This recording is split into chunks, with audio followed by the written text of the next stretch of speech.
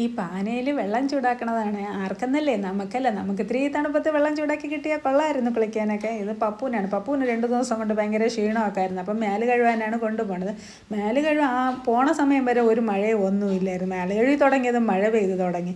പിന്നെ എങ്ങനെയൊക്കെ പടപട മേല് കഴുകി പറക്കി കൊണ്ടുവന്ന് ഫ്രണ്ടിൽ കൊണ്ടിരുത്തിയപ്പം വീണ്ടും മോഷൻ പോയി പിന്നെ വീണ്ടും ക്ലീൻ ചെയ്ത് ചേട്ടൻ കൊണ്ട് അങ്ങ് ബെഡിൽ കിടത്തി. എന്നിട്ട് മേലിൽ ക്രീമെല്ലാം ഇട്ട് കൊടുത്ത് പൗഡറൊക്കെ ഇട്ട് കൊടുക്കുമ്പോഴാണ് കാലിൽ ഈ നഗർ ഇളവിയിരിക്കുന്ന കാര്യം കണ്ടത്. അത് നഞ്ച് പെയ്യ് അങ്ങനെ ഇരിക്കുന്നതാണ്.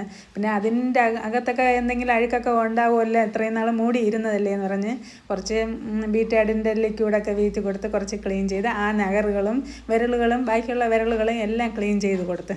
കാരണം അടുത്ത് ഇനി ഒരു പുണ്ണ് വരരുതല്ലോ, എന്തെങ്കിലും ഒരു പുണ്ണ് പുതിയതായിട്ടൊരു പുണ്ണ് വരാൻ പാടില്ല. അത്രയ്ക്കും നമ്മൾ നോക്കിയാലേ അവരെ കാലും വിരലുകളും എല്ലാം നല്ലതായിരിക്കുള്ളൂ.